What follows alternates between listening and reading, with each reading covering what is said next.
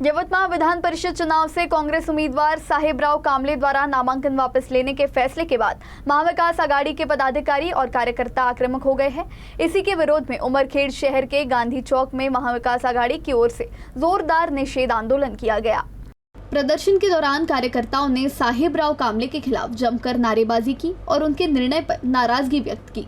आंदोलनकारियों का आरोप है कि चुनाव के ऐन मौके पर उम्मीदवार द्वारा नामांकन वापस लेने से पार्टी कार्यकर्ताओं और समर्थकों में भारी निराशा फैली है। इस विरोध प्रदर्शन में कांग्रेस के जिला अध्यक्ष सचिन नाइक भी शामिल हुए। उन्होंने पार्टी के वरिष्ठ नेताओं से साहेबराव कामले के खिलाफ अनुशासनात्मक कार्रवाई करने की मांग की है। सचिन नाइक ने कहा कि चुनाव के महत्वपूर्ण चरण में लिया गया ये निर्णय पार्टी के हितों के विपरीत है और इससे संगठन की छवि को नुकसान पहुंचा है।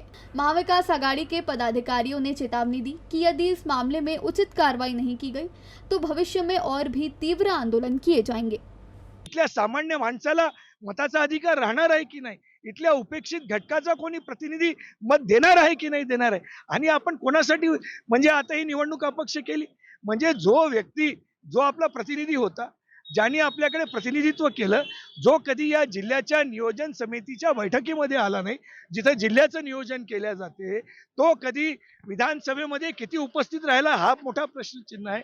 त्यांनी या जिल्ह्यातल्या तळागाळातल्या उपेक्षित वंचितांचे कोणते प्रश्न त्या विधान परिषदेत मांडले हा महत्त्वाचा प्रश्न आहे। तो कधी आपल्या सुखदुःखामध्ये सहभागी झाला का हा महत्त्वाचा प्रश्न आहे।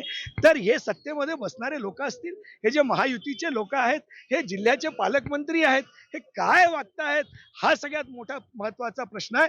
त्याच्यामुळे झाले असतील, मी हे म्हणत नाही की आमच्या एखाद्या उमेदवारांनी विड्रॉल केला म्हणून याचा दोष काही इतरांना देऊन चालणार आहे, त्याची आमची तरी कुठे ना कुठेतरी जबाबदारी आहे। परंतु आता खऱ्या अर्थाने आपल्याला पक्षाच्या पलीकडे आपली लोकशाही वाचवण्याची आज सगळ्यात मोठी जबाबदारी आपल्याला स्वीकारावी लागेल।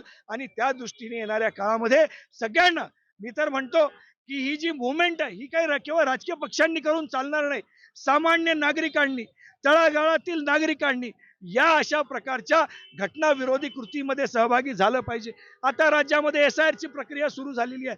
या SIR च्या प्रक्रियेमध्ये कोण वंचित राहणार आहे, तर सगळ्यात उपेक्षित माणसाला वंचित ठेवण्याचं कारस्थान हे या सरकारचं आणि आयोगाचं आहे। तर त्याच्यामुळे ही येणारी आपल्या सगळ्यांसमोर आव्हाने आहेत आणि त्या आव्हानांच्या दृष्टीने आपल्याला सगळ्याला तयार राहून या शक्तींच्या विरोधामध्ये प्रतिकार करण्याची आवश्यकता आहे।